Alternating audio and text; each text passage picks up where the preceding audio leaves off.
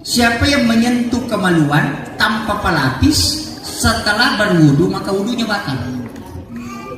Itu yang dipakai Syafi'i itu. Jadi kalau sudah berwudu menyentuh kemaluan tanpa pelapis batal wudu. Imam Syafi'i. Imam Malik mengatakan tidak. Abu Hanifah juga mengatakan tidak. Ya, kenapa? Itu ada dua hadis.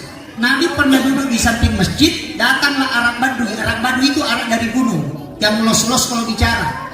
Orang hitam itu kecil, Arab kecil itu datang dari Rasulullah. Ya Rasulullah, kalau saya sudah berwudu kemudian menyentuh kemaluan tanpa pelapis kemudian mau sholat, apakah saya harus berwudu kembali? Dan mengatakan tidak usah. Karena yang kau sentuh itu adalah anggota tubuhmu. Iya, sama dengan telinga tuh. Karena kelamin juga kan melekat juga. Sama dengan yang lain. Makanya tidak usah berwudu. Berselang 29 hari dalam kitab Mustalah al-Hadis itu, ada anak muda datang, 3 orang ke Nabi bertanya, ya Rasulullah, kalau saya sudah berwudu kemudian menyentuh kemaluan tanpa pelapis kemudian saya mau sholat, apakah saya harus berwudu? Nabi mengatakan, berwudulah kalian semua. Mana yang dipakai? Tadi mengatakan tidak apa-apa. Yang kedua, pertanyaannya sama bilang, berwudulah kalian semua. Disinilah muncul perbedaan pendapat karena ada 2 hadis. Dilihatlah kajiannya, ada pakai metode al-jam'u, mengambil semua, membenarkan semua tapi mengkompromikan.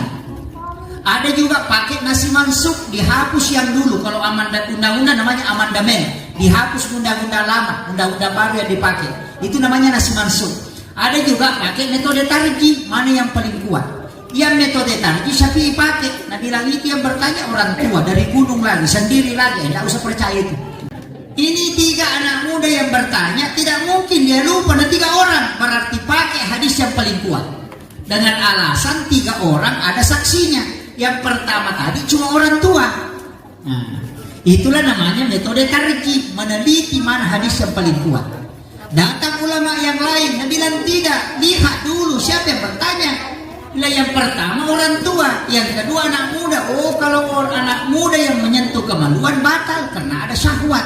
Kalau orang tua tidak batal karena mungkin gatal jika dia pegang. Ini begitu. Jadi sama-sama hadisnya tapi pendapatnya beda.